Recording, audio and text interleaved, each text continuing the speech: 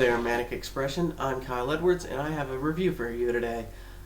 Today I will be reviewing Aliens Colonial Marines, the Collector's Edition. Here, you can see that, right here. See the little statue inside. Now, I will warn you, this review and unboxing does contain spoilers for the game and that of Alien 3. So if you plan on playing the game, leave this video now, but be warned, I wouldn't recommend buying it. I'd say rent it or borrow it from a friend or something, but don't do what I did because I'm an idiot. I bought this on Amazon for like $40. It used to be $100, but the game was so terrible, the prices for these actually dropped. Alright, enough with my jibber jabber. Let's get on with the review. This, as you can imagine, slides off. There's a bunch of xenomorphs trying to get this one Colonial Marine that's left while he's fighting off one with a blue color scheme in the power loader, which I really like. I like how it says aliens like right here on the box. I'm still getting used to my webcam. Alright, let's pop this little sucker off. Face hugger difficulty. Now, as you can probably imagine, the statue, get away from me, you bitch. Alright, there we go, get away from my statue. Is unfortunately plastic. I would have preferred if it were polystone, but hey, what do I know about statues? I only collect them. As you can see, it's the Colonial Marine inside the power loader fighting off a xenomorph with a blue color scheme. I'm not sure if you can see it. I'm sorry if you can't. This isn't the best camera. I like how they made the power loader look filthy. It has both the xenomorph and the power loader and Marine have some really good detail, but I'd say they could have done better.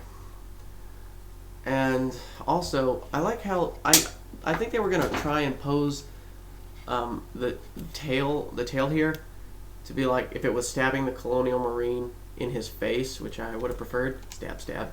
But hey, you can only go so far with plastic, so I'll put this up to the camera so you can see it says Aliens Colonial Marines. Now, it does come with inside the box there's this little display diorama of the Sulaco, which is really nice, but if they were going to do this, I kind of wish it was Ellen Ripley and the Xenomorph and the Queen Xenomorph squaring off in the power loader, which would have been nice, but they're like, no, just give them the Xenomorph and Colonial Marine, they'll be happy. So, great. Thanks, Gearbox and Sega. Works. Now, it comes with your standard copy of the game, but with all the pre-order DLC, if you had a brain and didn't pre-order it like I did. Because I pre-ordered this because I'm stupid. I expected too much from this game, and it didn't deliver. Now, it comes with DLC for exclusive weapons, 4 movie characters. You'll know if you've seen the director's cut of Aliens, you'll know the names of these weapons right off the bat.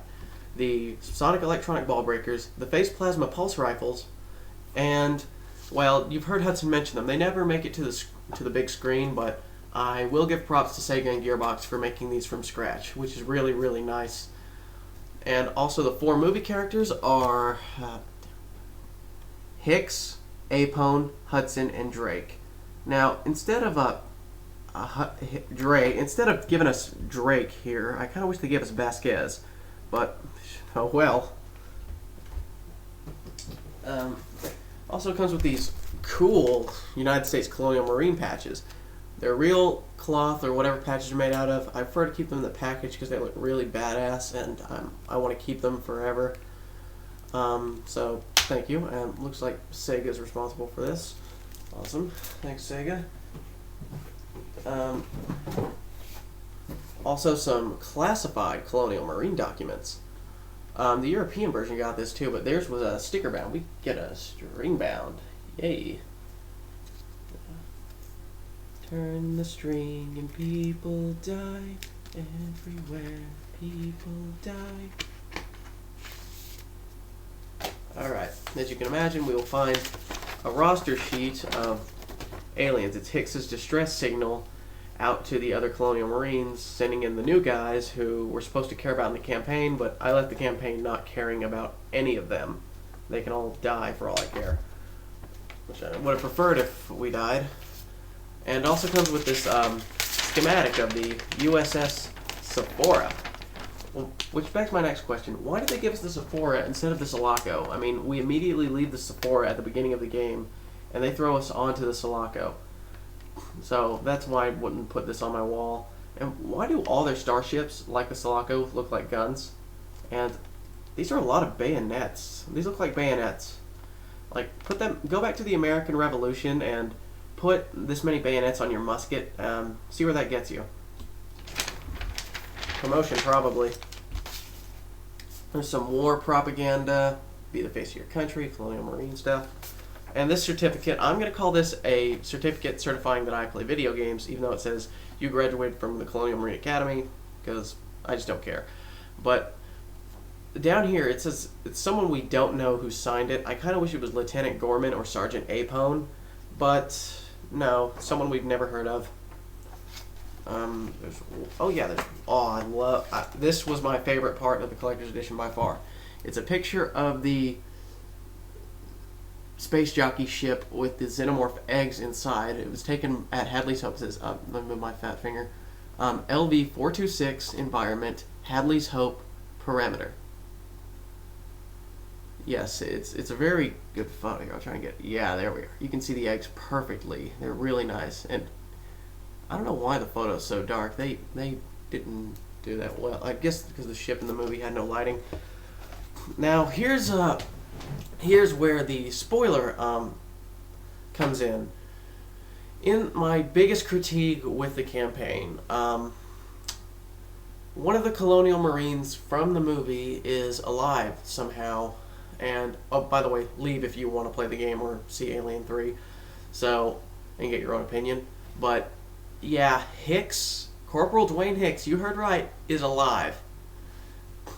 Yeah, I know that recently Sega and Gearbox released a DLC that explained what really happened to Hicks, but I just don't believe it, because when I saw Alien 3, they showed Hicks's dead face on his photo. They showed his dead body. You could see it from an angle in his cryotube. He was impaled in the chest by the support structure, and when Ripley was checking Newt for a chest burster embryo, I'm pretty sure she would have had the common sense to check Hicks and know that that guy was not Hicks, because someone else ended up in Hicks's cryotube, but they couldn't register him as Hicks because in the campaign itself, Cruz says to Hicks, "Who was in your cryotube, Hicks?" He said a woman. That was Ripley.